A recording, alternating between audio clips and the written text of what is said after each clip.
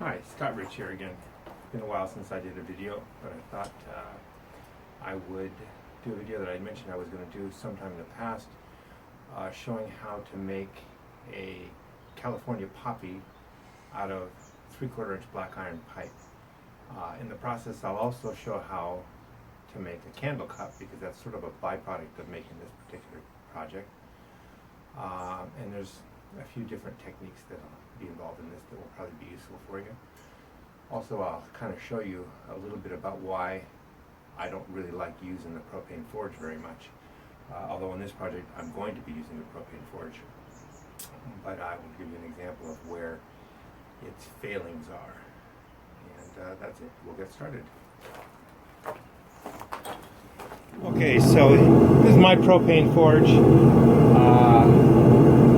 Hopefully I'll have enough gas. Hopefully you can hear, because propane forges tend to make a lot more noise than a coal forge does, depending, of course, on what kind of a blower you have.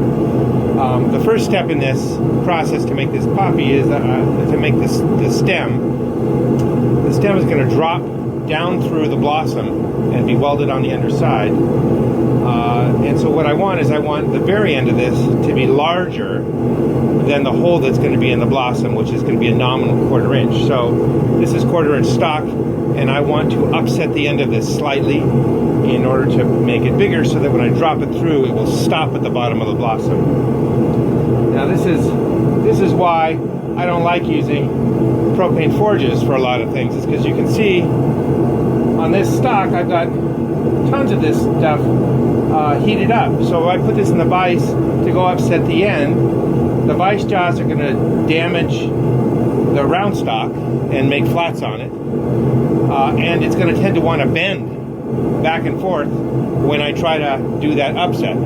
So in this case, what I'm actually going to do is I'm going to quench this out, and I'm going to do this with a torch so you can see how easy it is to do it that way. Okay, try to do this so I don't obstruct the view too much. With the Oxy rig, you can just get a real localized heat.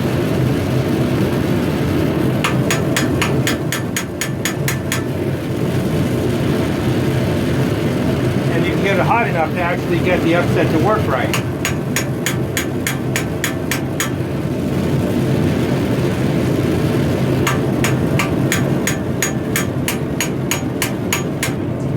And that's it.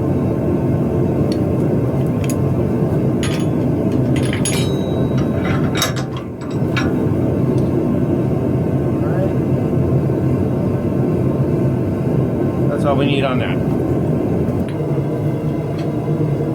Alright, so the first thing I want to do is reduce this a little bit right behind that upset point.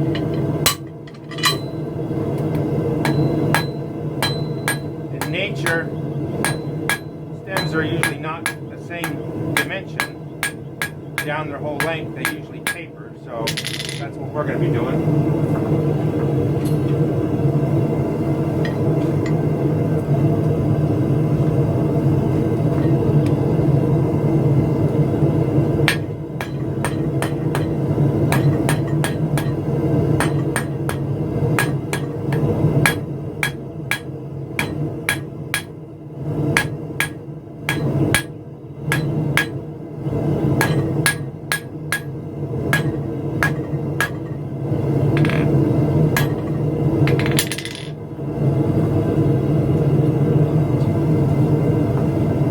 When you are using a propane forge, I got probably 3-4 inches of that's actually hot and softened.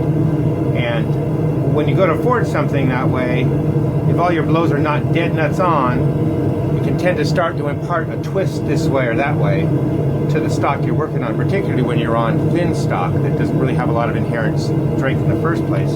That's what's happened to me here. So I got to get this squared up a bit.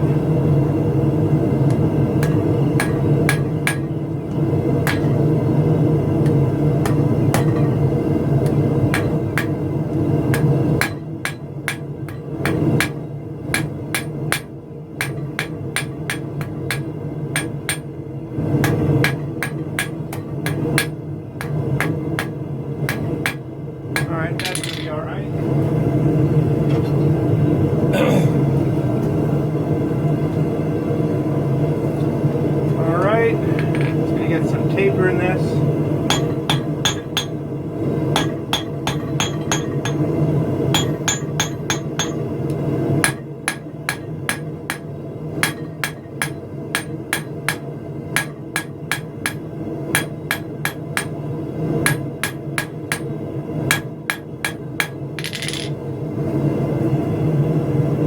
Don't get much work done per heat when you're working with real thin stock like this because it gets cold so fast. Fortunately, it heats up fast too. You've got a good hot forge.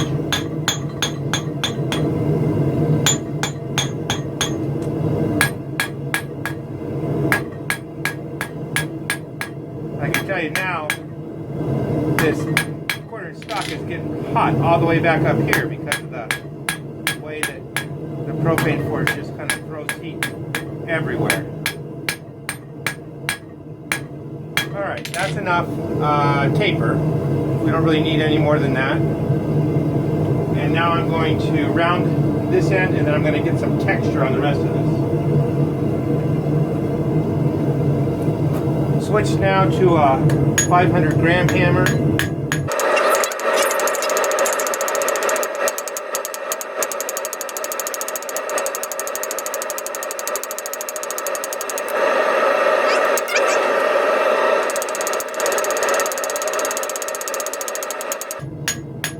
So I'm just trying to get texture now, and down in here I don't really have much of any heat. So if you look at the way I'm using my hammer, when I'm up here I'm choking up and going light lows, and as I get down here I'm shifting farther down the hammer handle and getting a lot more swing on it. Because all we're trying to do is texture this right now. And we don't really even need to have it hot to do this.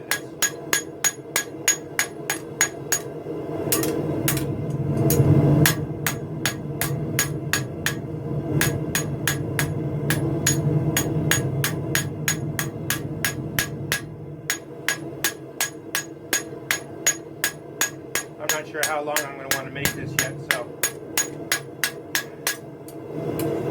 that'll be enough.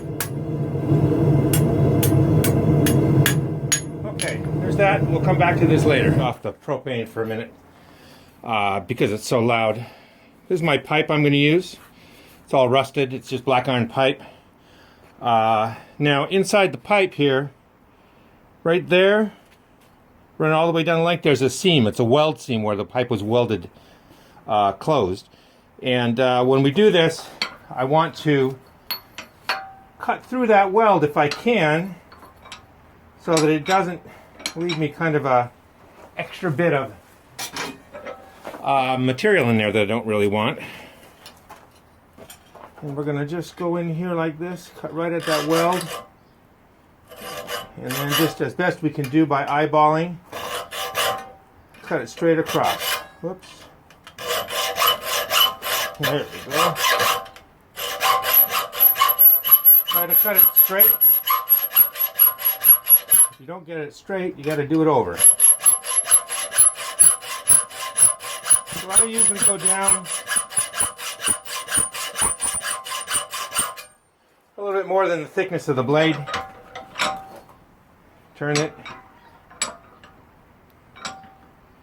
You see too that the bottom of this pipe is sitting on top of the sleeve that sits over the threads on the vise.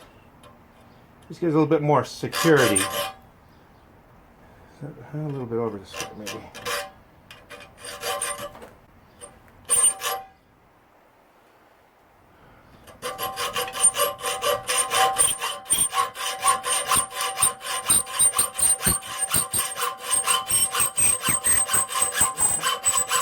Okay, so now we're going to cut this down a little bit more with a hot cut.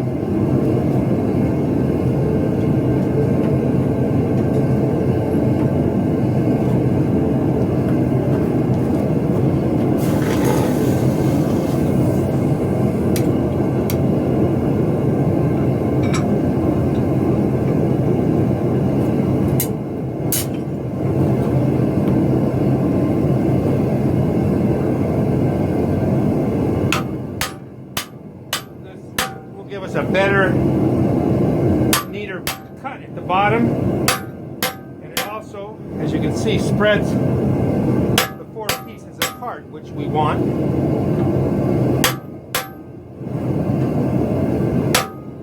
When we start spreading these out into petals.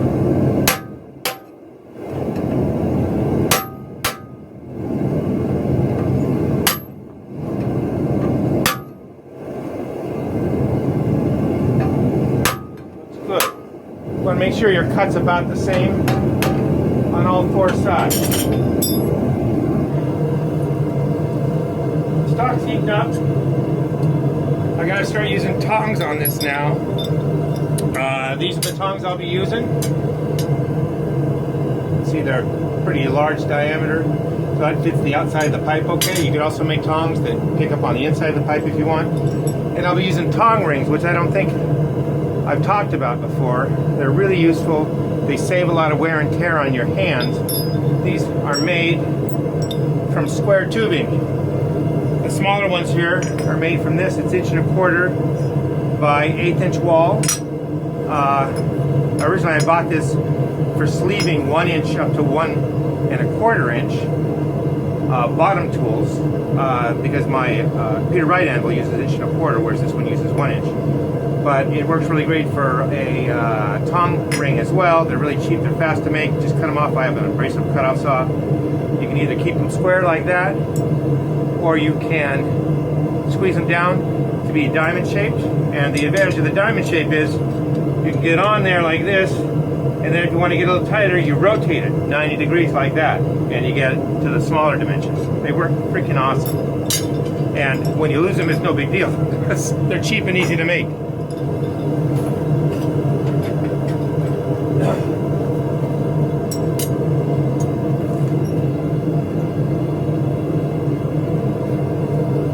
Okay, here we go. Now we gotta spread this out. I'm using the cross pane. You can see I'm rotating back and forth. I'm also moving my hammerhead back and forth because I'm really trying to get it to go this way, particularly at the top.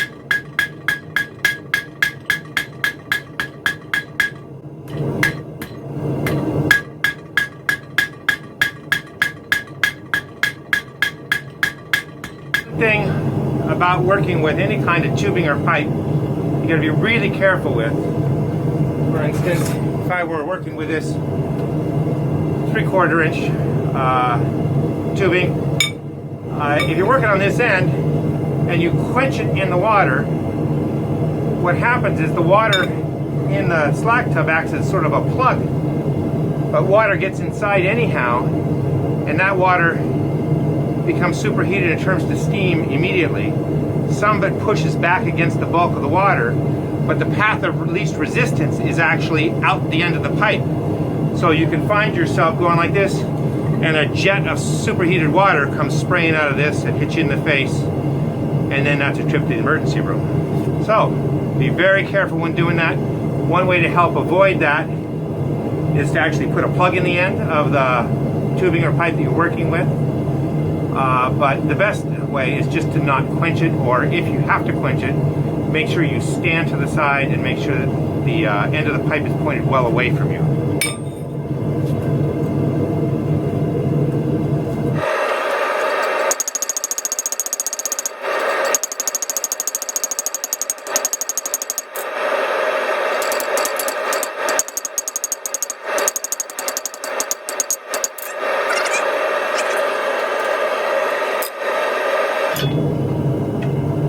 So I do the initial spread with a cross pane,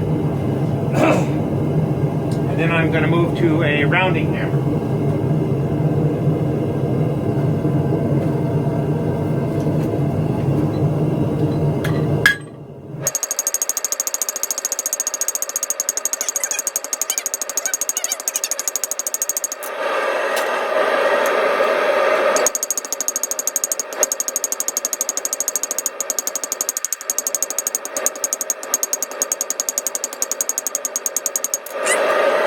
It's a fairly light, flat-faced hammer. Oops. We're going to smooth it out even a little bit more. Make sure you get the very end of the pedals nice and thin.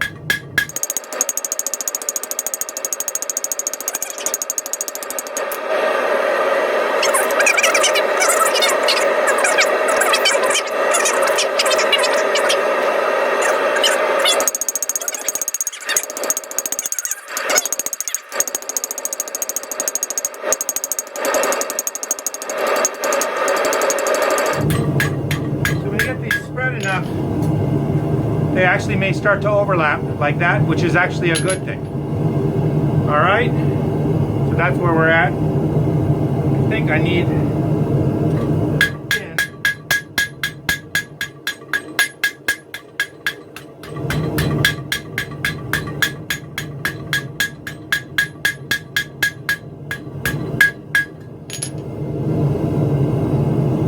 I think I gotta take another heat in. Go back to the ball paint. Trying to get the very ends of those petals thinned out, maybe 10 thousandths to 10 to 15 thousandths thickness.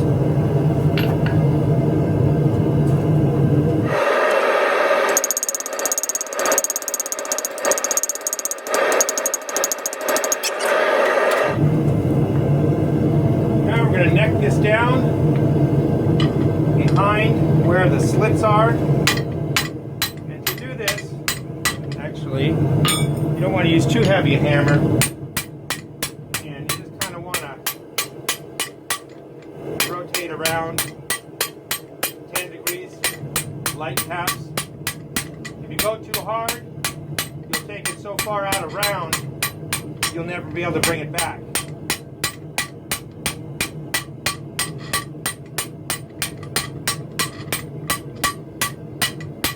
As it cools, you can start hitting a little harder.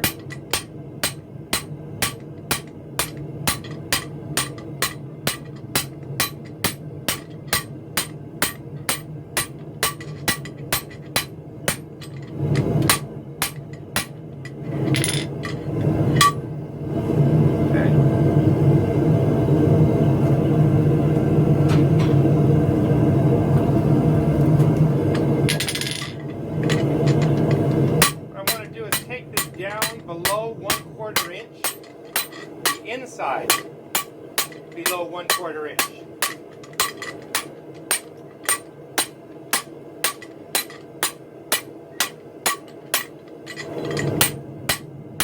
Well, the other thing about forging pipe outside of water is that heat travels up the inside of the pipe as really hot air, and that makes, if you're using a longer piece of pipe, quickly makes it too hot to hold on to.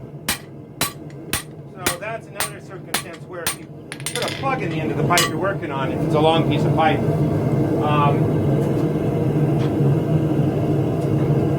that will help to keep the heat from traveling up the inside of the pipe, because the air doesn't have any place to go, it can't flow through it.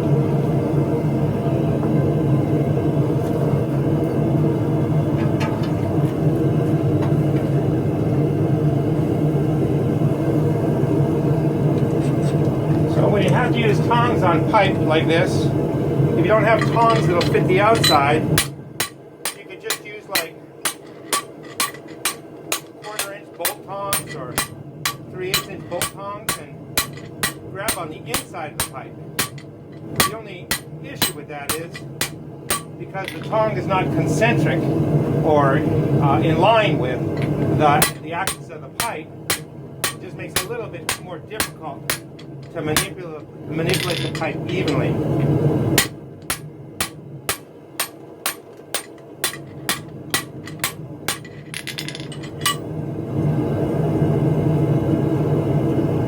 One more heat.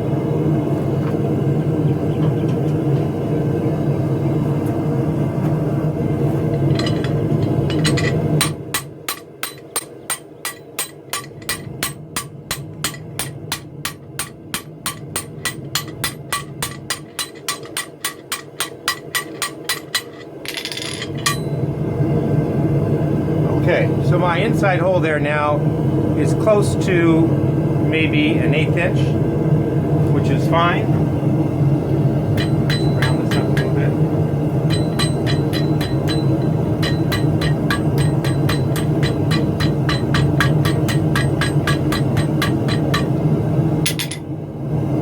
We're going to start to model the pedals. We'll start by getting a bit of a flare right at the end.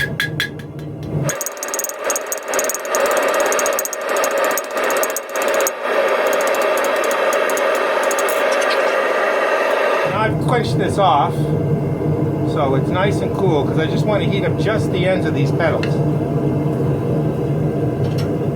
So I don't stick it in the forge too far. It's a little bit more irregular.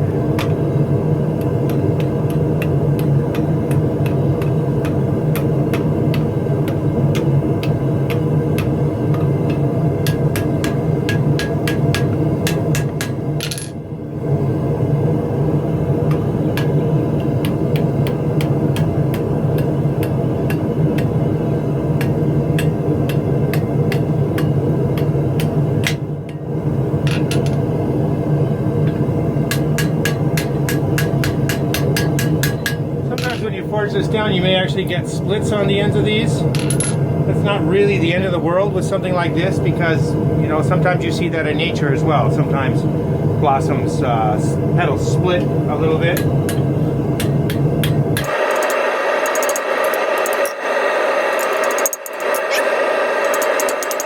So there I've cut off the flower. I've left a little material there. I'm going to grind that down or sand it down on the belt sander. And then I'm going to make one other cut. I'll be right back with that. At the beginning of this, I mentioned I was going to be doing both a flower and a candle cup. The other end here, cut off right there, is the candle cup. There's the candle cup. Now, you see I got rags on it from the abrasive cutoff saw and some extra material here. All that'll come off on the grinder or on the sander, whichever I decide I want to use. Probably the belt sander. And I'm going to go ahead and do that on both of these now.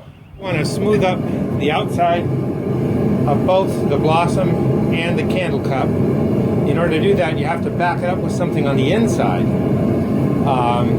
Unless you just want to grind it all the way, which I prefer not to. I prefer to forge it into shape. So for that, you just need some sort of a rounded form that's about the right radius for your blossom or candle cup. This happens to be this. I think it's just made out of a piece of mild steel. I think it was a long eye bolt shaft or something at some point. I put that in there, and the bottom of it rests on top of the sleeve that covers the screw. That helps it keep it from moving around when you're striking it. Let's see.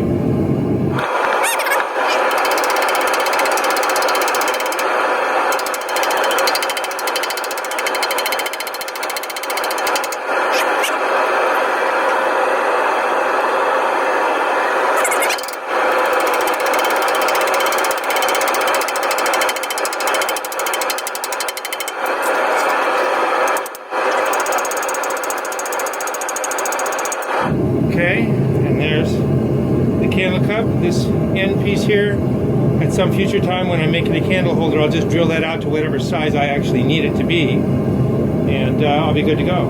And the actual inside diameter of this is just about right for a standard candle.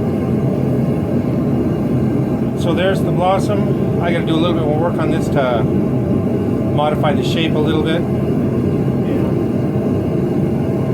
And there's the candle cup. They work great. All right. Cut this off. Maybe about there.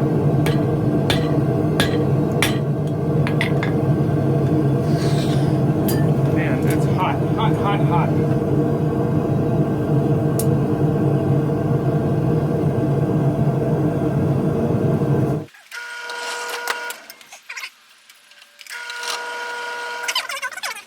Alright, so there's our hole, there's our flared end. We want that to go down. It's not quite there.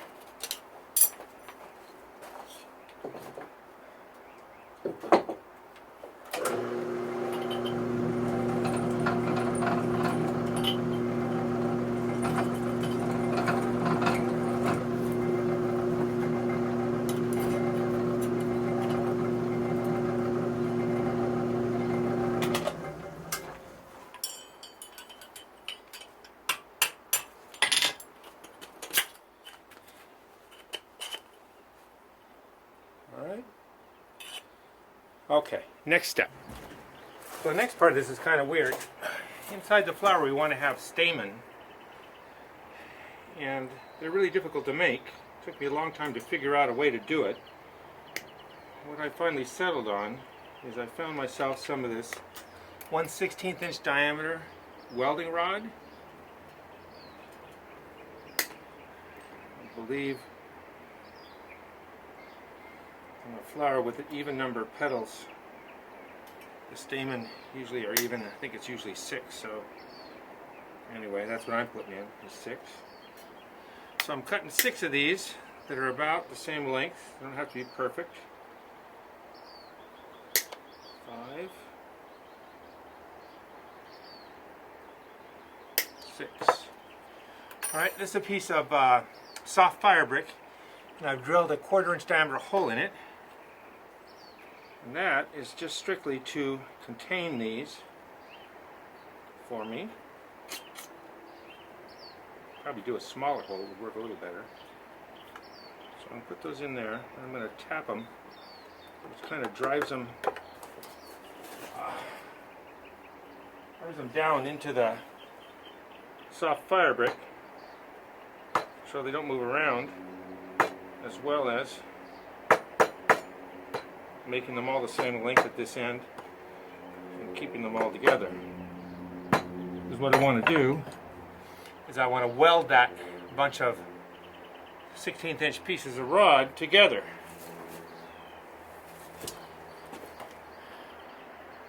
One of the reasons it took me so long to get around to doing this video is because I couldn't find any of my welding tips. My shop is somewhat of a mess, so things get lost. But I found them now. Or actually, I didn't find them. I bought some new ones on eBay. Took me a while to even figure out what size my torch was. But I got it now.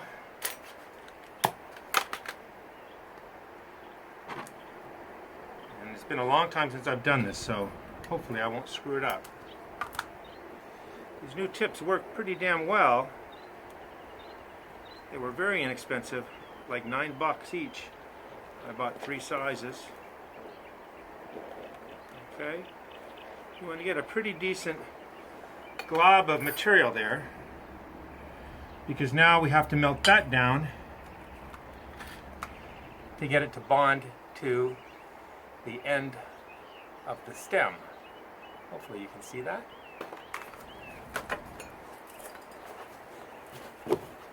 We're going to have to add any feed rod to this, but we'll see what happens here.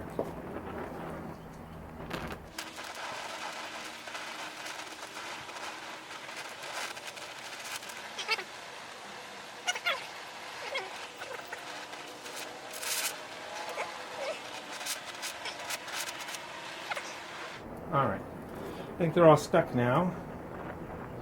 I'm going to heat them up here. I'm going to bend them out.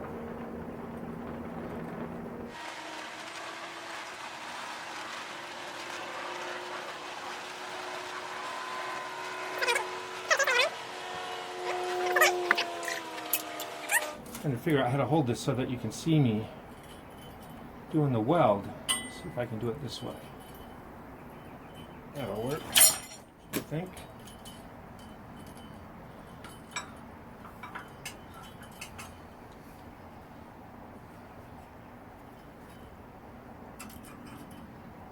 Make sure that's in frame. Not really. Okay. There we go. You could take this in if you wanted to. I would not recommend making it or stick welding it. Number one, because it's really thin, and number two, because particularly if you gas weld it, you can sort of blend the weld in so it doesn't look so much like a weld. Now the stem has got more mass to it than or thickness to it than the blossom, so we want to get that hot first.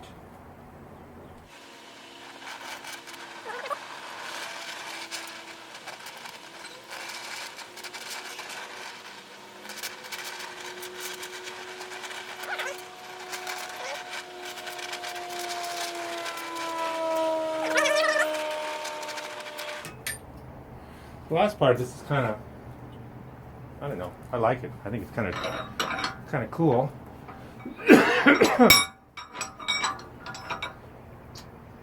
So there's our blossom right now.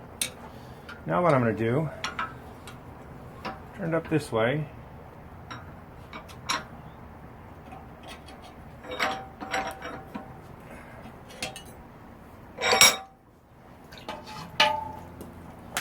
And I've only ever seen one other person do this. I guess it's not that uncommon, but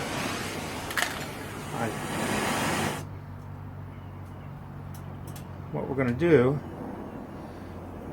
with a low heat on the torch, we're going to melt back the stamen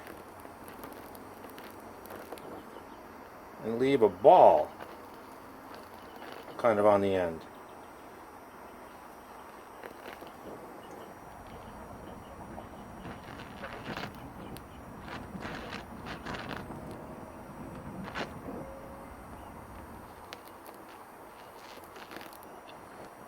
And at this point, then you can kind of adjust the lengths a little bit if you want to,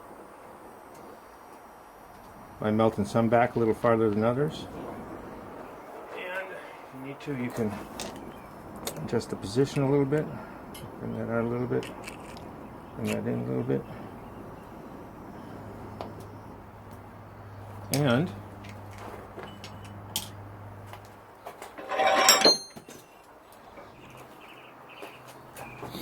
okay, there we go. That's what it looks like there.